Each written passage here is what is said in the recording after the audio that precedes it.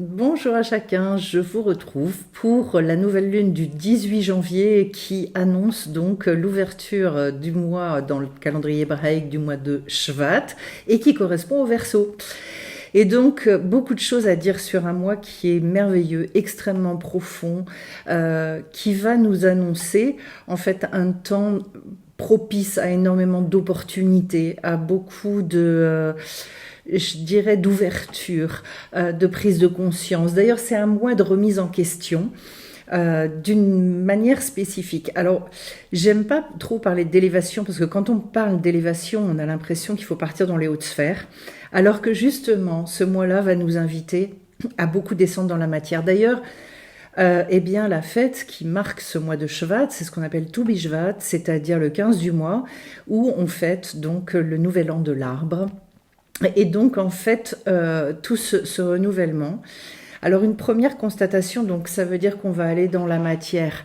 Et donc, déjà, première chose à transmettre, à transcrire, c'est comment est-ce que dans cette élévation dont on nous parle, qui est un véritable appel, eh bien, on nous parle justement de la matière, justement pour nous dire que ce qui va être primordial durant ce mois-là, c'est de se souvenir que nous sommes là pour vivre.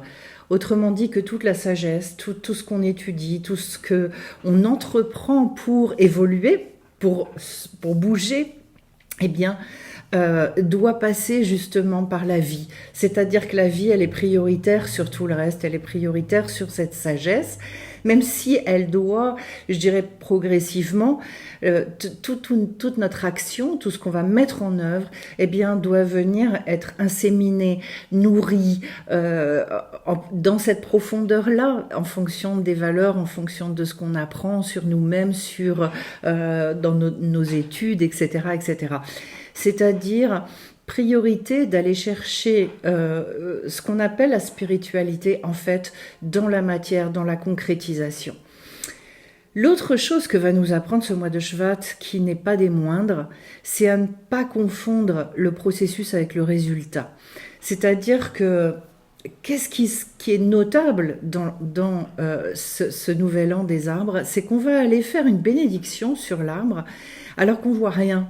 Voilà, que grosso modo, eh bien, c'est encore très prématuré, ne serait-ce que pour voir les bourgeons. C'est-à-dire qu'en fait, c'est cette bénédiction, le fait de relier, en fait, je dirais, tous les mondes, finalement, et le monde spirituel et le monde matériel, de s'attendre à ce que dans la matière, il y ait quelque chose qui vienne à éclosion. Donc, on va attendre un mois après pour voir justement les bourgeons apparaître, et puis encore un mois pour voir les fleurs apparaître, et puis encore pour voir les fruits. Et donc, ce que ça vient nous rappeler, c'est qu'on est aussi beaucoup là pour rentrer dans une vision, de s'appuyer aussi beaucoup sur les promesses, c'est-à-dire de développer beaucoup notre émouna. Et nous, en tant qu'êtres humains, être là pour être facteurs et pour opérer finalement, c'est quoi la bénédiction, la bracha en hébreu? Eh bien, c'est ce qui relie. C'est-à-dire de s'attendre justement à ce qu'au bout de chaque processus, de tout ce qu'on met en œuvre, il y ait un résultat. Le résultat qui n'est pas entre nos mains, mais il n'empêche déjà d'être dans cette réjouissance, dans ce processus-là. Et c'est pour ça qu'en fait, ça demande de la confiance. Pourquoi? Parce qu'on va aller vers ces arbres qui ne laissent rien paraître, et pour autant, qui sont déjà dans une réactivation au niveau de la sève, c'est-à-dire qu'il y a quelque chose qui remonte. C'est pour ça que ce mois de Shvat, c'est un mois de grande bénédiction. C'est aussi le mois, d'ailleurs, au niveau donc de la Torah, dans lequel il va y avoir tout un tas de ce qu'on appelle la paracha. Il va y en avoir 4 qui vont nous parler de la sortie d'Égypte.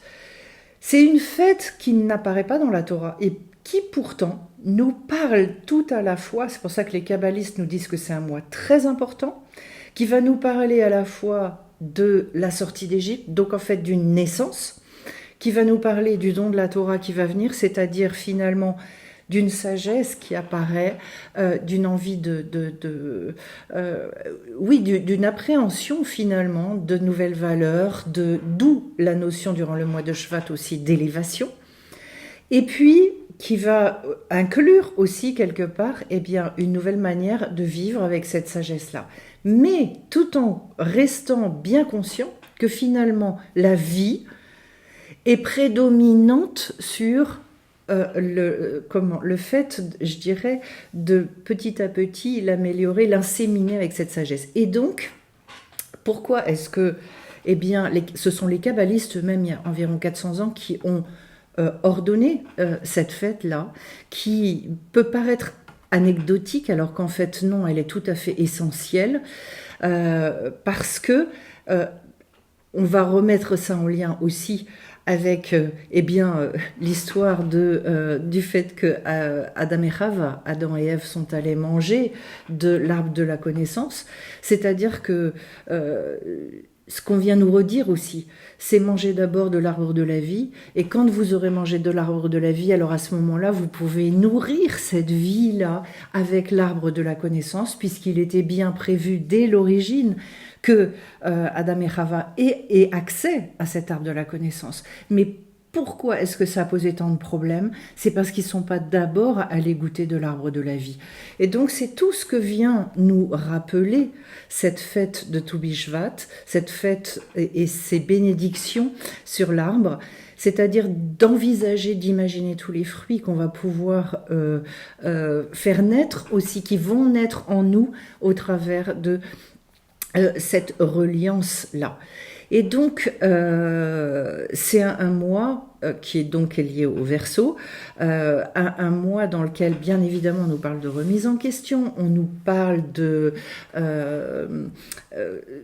L'autre chose qui va être très très importante durant ce mois-là, j'ai plein de choses dans la tête, ça se bouscule, c'est que il y a, nous disent les sages, à partir donc du premier jour de ce mois-là, eh bien c'est là que Moshe Rabbeinu, Moïse, a transmis finalement le dernier livre de la Torah qui s'appelle Devarim, à qui on a donné un nom particulier, donc Mishneh Torah, qui est finalement une espèce de point culminant. Et ce livre-là, il est particulier en quoi? Parce qu'il était là pour justement expliquer comment vivre tout ce qui avait été dit, transmis avant. C'est-à-dire, on revient toujours à cette notion d'être très ancré.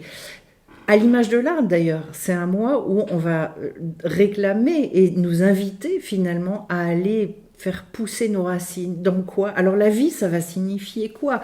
Parce que c'est un grand thème. Eh bien, quelqu'un qui a envie, c'est quelqu'un qui est dans la joie, c'est quelqu'un qui a envie de transmettre, c'est quelqu'un qui a envie de donner au monde. Et donc, c'est aussi un mois pour sortir de ses préoccupations personnelles, mais de se dire qu'est-ce que moi je peux apporter. Alors, ça résonne beaucoup avec l'année 2010, 2026, donc qui donnait le 10, où je disais que c'était justement une année très active. C'est-à-dire, en fait, les sages nous disent qu'une idée qui n'est pas mise en œuvre, eh bien, finalement, c'est une perte de temps. Donc, voilà, c'est une suggestion qui venait pas forcément du bon endroit, puisque, justement, elle nous a fait perdre notre temps. Autrement dit, c'est de faire naître des choses et d'utiliser beaucoup nos mains, d'agir, d'être dans ce monde. C'est un rappel aussi extrêmement important. C'est pour ça d'ailleurs que dans les caractéristiques du Verseau, puisqu'on va parler du signe, eh bien le Verseau, il est extrêmement fort pour concrétiser, pour mettre des choses dans la matière, concrétiser finalement une société aussi. On dit de ce signe qu'il est à la fois chaud et humide, c'est-à-dire tout ce qu'il faut pour que naisse justement tout un tas de choses. Alors, donc c'est un mois, je dirais, spirituellement très fort, spirituellement très élevé, puisque justement, il nous parle du but de la création, c'est-à-dire de ne pas rester et de ne pas essayer de vivre comme des esprits, mais de bien vivre comme des êtres humains, et donc de beaucoup aussi s'occuper du corps, de l'aspect matériel, physique. Donc, peut-être une invitation également à s'occuper de soi au niveau du corps pour, je dirais justement, avoir toute cette vitalité, tout ce côté très, comment dire, sain et saïenne, c'est-à-dire se sentir en forme également. Voilà. Donc c'est comme un anniversaire au niveau des arbres. Et alors, ce qu'il y a d'extraordinaire, vous savez qu'en hébreu, un mot a souvent une double signification. Eh bien, en fait, le etz, puisque le etz, c'est l'arbre, eh bien, on peut le rapprocher du mot etza, qui est le conseil. C'est-à-dire aussi, et c'est pour ça que c'est associé à ce signe du Verseau. Le Verseau est quelqu'un qui est tout à fait capable de donner d'excellents conseils. Donc, aller rechercher des conseils pour justement, eh bien, réussir à mettre dans la matière et à concrétiser. Voilà.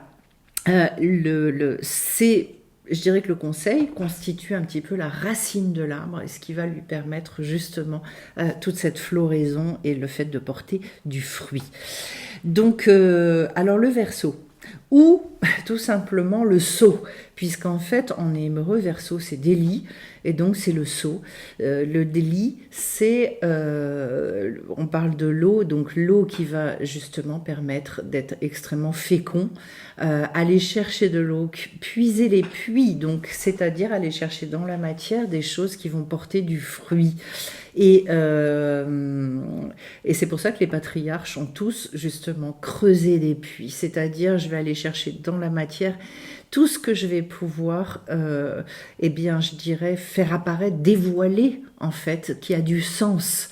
Donc c'est ça le but dans notre vie, c'est tout ce qui a du sens pour moi, en fonction de qui je suis, en fonction de ma nature profonde, eh bien, je vais essayer de le mettre en œuvre pour faire naître, porter du fruit dans ce monde. Voilà. Et donc, qu'est-ce que je vais pouvoir associer au Verseau? Alors déjà, vous dire qu'il est en lien avec la planète de Saturne. Et donc, en fait, alors, c'était Saturne également sur le mois du Capricorne. La seule différence, c'est que ici, eh bien, on va passer sous alors, nous disent les sages, en fait, chaque mois, il a une énergie propre, donc un ange spécifique qui nous envoie certaines énergies, et ça change d'élément. Et donc, ce mois-ci, ça va être l'élément air. Et donc, toute la force de ce mois-ci, c'est la force de la spiritualité. Et c'est un degré qui nous invite justement à grandir, à justement faire et opérer cette remise en question pour voir jusqu'où est-ce que je mets en œuvre les choses et avec quelle valeur, quel est le sens que je donne aux choses que je fais. Voilà. Donc, l'autre, on va aller regarder un petit peu les traits de caractère du Verseau. Et donc, le trait de caractère de ce signe, de ce mazal-là, ça va être la force d'influencer, plus que d'être influencé. Voilà. Il va y avoir une forme d'aura aussi, souvent chez le Verseau, qui va lui permettre d'être pourvoyeur d'une énergie, d'amener un enthousiasme, un élan, etc. C'est pour ça que ce sont des personnes aussi qui ont plutôt une posture de leader, une posture où ils ont besoin de liberté en tout cas, besoin d'indépendance. Le petit bémol par rapport au Verseau, c'est qu'en revanche, ce sont des personnes qui sont beaucoup dans l'analyse, qui ont un petit peu peur que leur analyse soit fausse et donc qui vont avoir du mal à prendre des responsabilités. On est dans des archétypes, donc toujours l'idée de vous dire que quand on dit des choses comme ça, c'est toujours à nuancer selon les parcours, etc. Mais en tout cas, voilà, idée donc à la fois d'être des gens qui avancent, qui veulent concrétiser, mettre en œuvre, mais en même temps avec un petit bémol sur la prise de responsabilité. Et en même temps, donc vous voyez que c'est un petit peu l'ambivalence du signe, eh bien, qui ont aussi extrêmement besoin de leur indépendance, de leur liberté pour, je dirais, donner les conseils, pour agir à leur guise. Voilà. Ensuite, eh bien, ce signe-là est en lien avec l'intellect, avec la bina. Donc en fait, on nous invite aussi sur ce mois-là à aller faire une espèce de bilan de tout le côté positif de tout ce qui s'est passé auparavant dans notre année. Et dans cette remise en question, ça permet de faire ce que les sages appellent une teshuva absolument extraordinaire. Voilà. Ici, et durant ce mois-là, il va y avoir une teshuva qui va être à l'origine de l'être humain. C'est-à-dire que ça va être à lui d'aller chercher, d'aller faire l'effort de voir ce sur quoi il peut se remettre en question. Alors dans quel sens ? Tout simplement, comme on parle de la sortie d'Égypte, comme on est en plein dedans, ça veut dire tous les endroits où moi je ressens des enfermements, où je ressens une forme d'étranglement, je vais devoir avoir le courage d'aller regarder dans ces zones-là. Et c'est tout l'objet d'ailleurs de la signification de Pharaon. Pharaon en hébreu se dit paro, et paro, ça, c'est en lien avec la notion de nuque, c'est-à-dire l'endroit en fait du corps qui est le plus étroit. Et donc, dans ce rétrécissement-là, je vais devoir avoir ce courage d'aller regarder pour affronter finalement ça. Qu'est-ce qui va faire que cet enfermement-là va être pourvoyeur de bénédiction derrière ? Si j'ose l'affronter, c'est que ça va pouvoir me faire naître à une nouvelle dimension et à une nouvelle zone de liberté. Et donc, d'où la notion de teshuva. Mais une teshuva donc qui nécessite d'aller affronter certaines choses. La teshuva du mois d'Elul, pour ceux qui connaissent un petit peu, c'est une teshuva où on est beaucoup plus aidé, puisqu'il est dit que en fait c'est Hachem qui descend, c'est lui qui vient. Je dirais qu'on est beaucoup plus porté ici, et comme d'habitude dans cette tradition hébraïque, eh bien il y a une notion d'échange permanent, où avec des mois où c'est plus des mois de réception et des mois où c'est plus des mois d'action, où ça va plus être à l'être humain de faire l'effort, voilà, c'est aussi toute la dignité humaine qui se retrouve au travers je dirais, des opportunités qu'on lui donne, des mains tendues, et de sa capacité, lui, à faire cet effort-là. D'ailleurs, je redis que Rosh Chodesh, donc la nouvelle lune, eh bien en fait, était toujours à l'initiative de l'être humain. C'est-à-dire que c'était à deux personnes d'aller voir, d'aller être je dirais, comment est-ce que je peux dire ça ? De scruter, voilà, c'est le mot que je cherchais, de scruter le ciel pour voir cette reprise-là. Et c'était son rôle. Donc on voit ici un rôle prédominant, prépondérant de l'être humain. Eh bien, sur le mois de Shvat, de se souvenir, c'est moi qui vais devoir, je dirais presque, prendre l'initiative de aller rechercher, me poser la question. Voilà. Saturne est une planète de rigueur et de justice. Donc le Verseau, il contient aussi chez lui cette force, cette fermeté, qui va lui permettre d'ailleurs d'opérer tout ce qu'on a dit avant, c'est-à-dire de donner des conseils, d'être influenceur, etc., etc. Il est dit que durant ce mois-là, donc les plaies qui sont liées à la sortie d'Égypte ont été les plaies les plus difficiles, qui étaient toutes donc des plaies venues du ciel, c'est-à-dire la grêle, les sauterelles, la plaie de l'obscurité, la mort des premiers-nés, etc. Autrement dit, on voit ici aussi un côté très rigoureux qui venait de l'extérieur, donc du haut. Voilà, ce sont des gens extrêmement intelligents, des gens curieux, qui ont besoin de tout comprendre. Voilà, cette particularité du Verseau peut être et est une véritable qualité, mais cette curiosité, des fois poussée à l'extrême, peut les amener aussi à vivre des difficultés, parce que quand on veut systématiquement tout comprendre, et là on revient sur la notion d'arbre de la connaissance du bien et du mal, c'est-à-dire attention à aller toujours d'abord vers l'arbre de la vie avant d'aller vers l'arbre de la connaissance. Voilà. Et donc, si en revanche on passe bien par la vie, alors cette intelligence du Verseau peut l'amener très très haut dans la sagesse, dans la bina dont on a parlé tout à l'heure. Voilà. Cette rigueur qu'ils portent en eux, eh bien, peut leur permettre justement une grande détermination quand il s'agit de leur mission. Ce sont des gens qui sont capables d'aller très loin, d'aller au bout des choses véritablement. Voilà. Attention donc à ne pas tout le temps tout analyser, bien évidemment, et de comprendre tout le potentiel de renouvellement qui peut exister dans ce mois-là. Donc au niveau de la personnalité, ce sont des gens qui sont sensibles, donc pas une sensibilité qui est submergente, mais malgré tout cette sensibilité-là, donc des gens qui peuvent être assez réactifs. En revanche, eh bien, leur capacité d'analyse va leur permettre justement de pondérer un petit peu éventuellement des colères qui pourraient monter, etc. Ce ne sont pas les plus colériques de tous les signes, loin de là.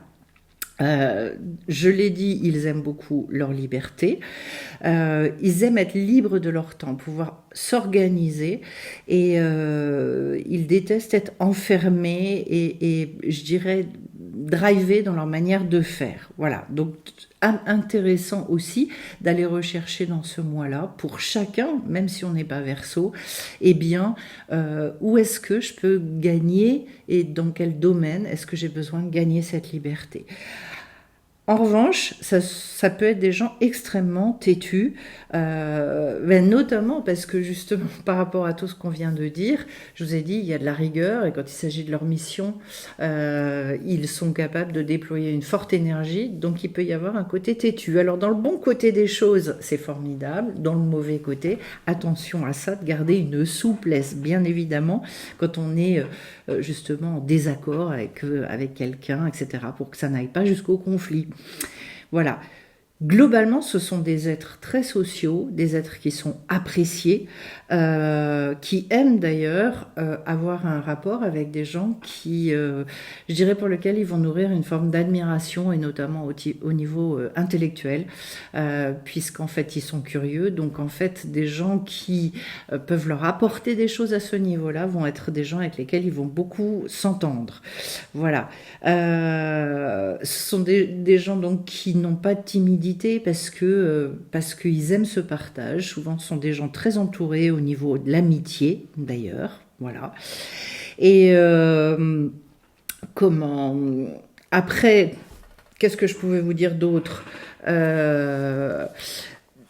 Bien évidemment, quand on a cette détermination, toujours faire très attention aux autres, notamment quand on a un but, eh bien, de toujours tenir compte si jamais il y a quelqu'un qui est sur notre chemin, quand on veut tracer vers, eh bien, toujours faire attention de ne pas, je dirais, entre guillemets, marcher sur les autres. Voilà.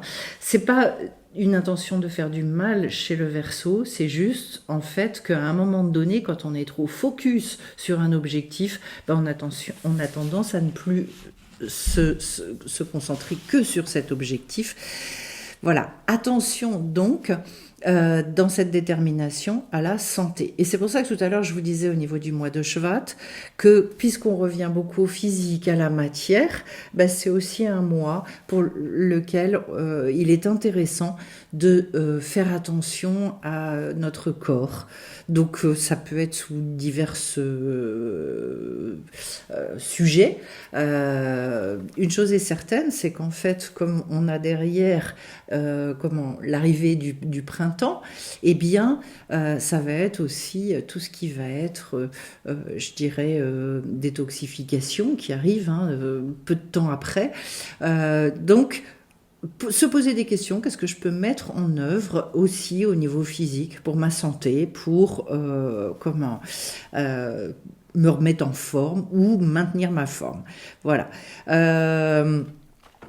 Ce sont des personnes qui vont énormément aimer se plonger dans la Kabbalah, justement, c'est-à-dire tout ce qui est étude des secrets, puisqu'ils sont curieux, ils vont avoir envie d'aller découvrir ce qui se cache derrière l'extériorité des choses, la simplicité. C'est pour ça qu'en fait, dans la Teshuvah dont j'ai parlé tout à l'heure, eh bien, c'est-à-dire dans le retour à soi par rapport à par rapport aux événements que la vie nous propose de vivre, donc aux difficultés, aux enfermements dont on a parlé, eh bien, ils vont avoir cette capacité extraordinaire à aller chercher les messages qui sont cachés derrière. Donc une capacité à se libérer qui va être importante. Voilà. Pas des personnes qui recherchent beaucoup je dirais, la reconnaissance. Toujours la même chose parce qu'ils ont leurs objectifs et qui tracent. Donc, au niveau donc de ce qu'il y a à réparer durant ce mois-ci, calmer donc le côté qui peut être un petit peu extrême, puisque on le redit, c'est toujours sous la planète Saturne, donc le côté trop rigoureux peut amener à être trop dans les extrêmes. Attention à faire attention à sa bouche, parce que du coup, effectivement, comme ce sont des gens qui analysent, qui sont assez pertinents, toujours attention aux paroles. Et ce que nous disent les sages associés à ce mazal-là, c'est attention à la respiration. Donc finalement, travailler peut-être sur la respiration, mais la respiration, c'est très en lien justement avec le maintien d'un calme intérieur, avec le maintien de la joie, avec le maintien et tout ce qui est santé du corps. Voilà. D'une manière globale, sont des personnes qui vont justement détester la tristesse parce que ils ont besoin d'être libres et que un des plus grands enfermements de l'être humain, c'est précisément cette tristesse-là. Et donc, en fait, des gens qui vont être assez méfiants par rapport à tout ce qui peut les amener vers le bas. Donc, vous avez compris en fait que sur ce mois-là, il y a un potentiel d'évolution, un potentiel de transformation, de renouvellement qui est extrêmement important et qui va beaucoup, beaucoup passer dans notre rapport à la matière et dans notre capacité à accepter les processus. Et quand on est en plein processus, de donner de la valeur à ce processus pour s'imaginer et déjà être dans la projection sur les fruits que ce processus peut amener. Donc, c'est une manière d'envisager la vie. Beaucoup de personnes, finalement, ont des difficultés à aller au bout, ou tout simplement, des fois, à commencer certaines choses. Pourquoi ? Eh bien, parce qu'elles vont avoir beaucoup de mal à avoir peut-être la patience ou la confiance, la émouna, dans le fait que c'est pas parce qu'on commence qu'on est au tout démarrage et qu'on ne voit rien qu'en fait ça ne peut pas mener très loin et ça peut pas fleurir et amener des fruits extraordinaires. Donc c'est aussi un mois qui va nécessiter du courage, bien évidemment un bon œil, et une force. Là aussi, c'est pour ça qu'il y a cette planète Saturne, c'est-à-dire en fait la rigueur, il n'y a pas qu'un mauvais côté dans cette rigueur-là, dans cette fermeté. Autrement dit, beaucoup aller rechercher dans cette sève-là, cet enracinement, cette fermeté, cette verticalité, pour pouvoir bien bénéficier de toutes les énergies de ce mois-là. Voilà, un mois passionnant, où je vais plus rentrer dans les détails donc lors de l'atelier des lunes qui aura lieu dimanche 18 janvier à 18h. Donc pour ceux que ça intéresse, vous pouvez vous inscrire pour qu'on rentre et qu'on aille plus loin dans le décryptage de ce mois-ci. Et puis, donc je précise effectivement pour les gens qui viennent en cours de Kabbalah qu'à la place du cours de Kabbalah, il y aura l'atelier des lunes. Et je vais vous souhaiter de profiter pleinement de ce nouveau mois qui arrive, sachant que, on va bientôt clôturer l'année, puisque derrière le mois de Shvat, il n'y a plus qu'un mois qui est le mois d'Adar, qui est un mois magnifique, voilà, avant de recommencer l'année à partir du mois de Nissan. Donc, il y a là des jalons à poser pour, je dirais justement, que cette vitalité, elle puisse reprendre. Et j'ai pas mal de personnes autour de moi qui me disent que très très souvent, quand le printemps réarrive, finalement, il y a une forme de difficulté à accepter, ou supporter tout simplement, justement cette remontée de sève. L'hiver, on le sait bien, dans ce phénomène-là comment est-ce qu'on peut appeler ça, où on a tendance à rentrer dans cette grotte là, eh bien, quand il faut en ressortir, ça peut être aussi un mouvement à opérer qui est un mouvement difficile. Et donc, le mois de Shvat, il nous invite justement à anticiper ça, à nous préparer à retrouver cette vitalité en nous, déjà en retrouvant la joie, en retrouvant une forme de chaleur intérieure, une forme d'espoir, de plein de choses. Voilà, et c'est tout ce que je vais vous souhaiter pour qu'on maintienne toujours notre joie, notre vitalité, notre élan, notre envie de donner, de transmettre, de créer, de partager. Donc, plein de belles choses à chacun, beaucoup de bénédictions dans vos vies. Et je vous espère à tous, à bientôt en tout cas sur la chaîne. Merci pour vos likes, merci pour vos messages. Et on se retrouve bien vite. Bye bye.